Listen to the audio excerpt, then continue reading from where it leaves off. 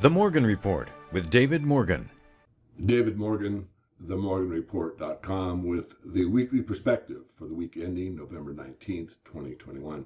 Well, a little different. I usually don't show myself on camera on these weekly perspectives, but I received this coin in the mail this week, and I will leave the author anonymous, but these are the kind of things that really are heartwarming and make you feel good in the business that we are in. But you may remember a few months back, you were kind enough to refer me to, I'll leave that blank, very helpful, referred me to a certain mint, and I've been thinking and working on my silver coin idea for a few years. Thank you for the idea. Thank you, the idea became a reality. I've enclosed the Black's Island coin for you. And he went on to say some other kind words and left it at that. So when I get those kind of things, not the silver, the thought, the letter, it really does brighten my day, my week, my month. And on that same note, I just want to do a shout out to somebody I probably should have done a shout out to many, many more times, but this is another coin, and this is from Solari, from one of my heroes, or heroines, I guess, would be Catherine Austin Fitts. I got to meet her early on, actually, in Mexico. She invited me to Mexico to speak on the silver market. And I've been a subscriber to Solari for some time, but this coin is very interesting. It has the Solari logo on the front, but on the back, it says, "Do unto others as you'd have them do unto you." And it comes with this certificate. And what this points out, of course, is the golden rule is the basic teaching of religions worldwide. And it notes Islam, Buddhism, Judaism, Taoism, Christianity, and Hinduism. So shout out to Catherine. She certainly has enlightened a great many with her effortless, tireless work to bring forth the truth and nothing but the truth. And she collaborates with a lot of very, very smart and important people. So thank you, Catherine. You've been looking at the website americasgreatawakening.com. This is one of the Morgan Report members, team members, been with us for a very long time. And this will be basically a free email list, as you can see. And there's a book backing this. You can order the book, as it says here. I helped proof the book, if you're interested in that. But this is more than a primer. It's for anybody, seasoned or just waking up, anywhere in between, about, of course, what's been going on here and worldwide for a very long time. So just want to promote this a little bit. This is something that it's kind of laying in the background. I want to make you aware of it. This is, you can read the ad or the copy here about the founding and what the ideas and ideals were and where we are now relative to that.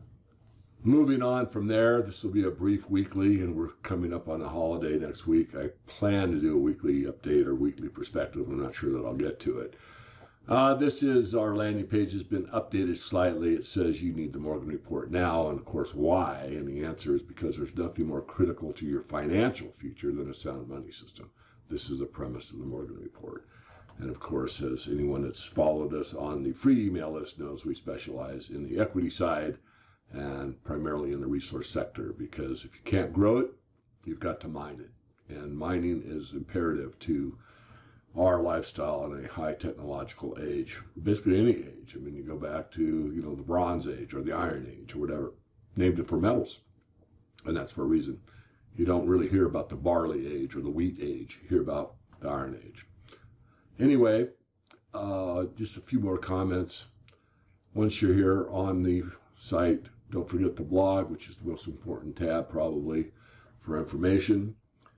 And I've been doing a series here that I'm pointing to right now, and I'm calling it a conspiracy because that way I can give you an e-ticket ride and hey, it's just a conspiracy.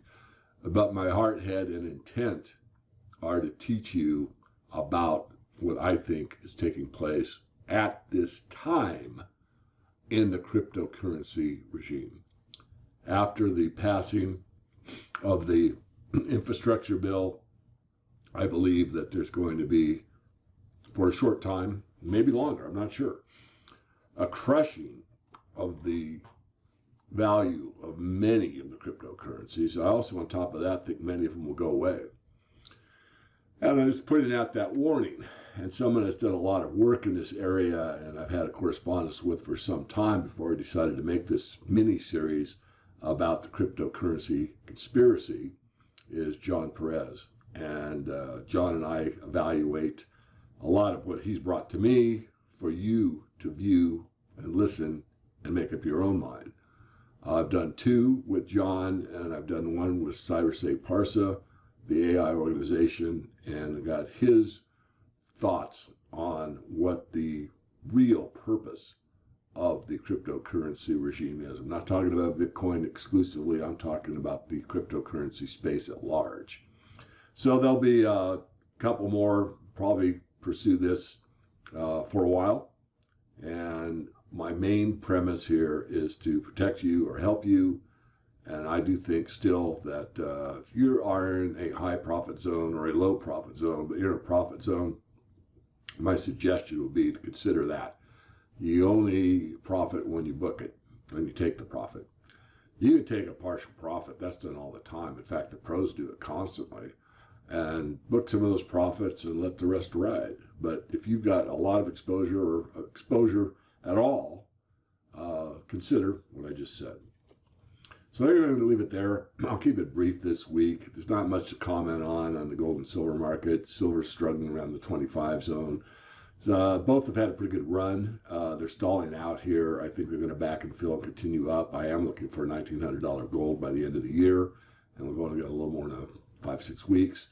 Things slow down at the end of the year, especially around the holiday season in the U.S. And I'll point this out. Many of you that are new don't know this, but the worst print or worst price for gold turned on the last trading day of the year. Several years. I'd have to go back and look. I think it's 4 or 5 years that the worst print for the year in gold was the last trading day, which it's easy to do when there's a very few people that are participating in a market, that each dollar has more weight and you can push the price down with a lot less resistance if there isn't many people or entities on the other side of the trade. So there's that. I'm looking forward to the end of the year. I do think we're going to see strength in the metal still, as I just outlined. And I will be back with you next week with another weekly perspective. This is David Morgan of themorganreport.com.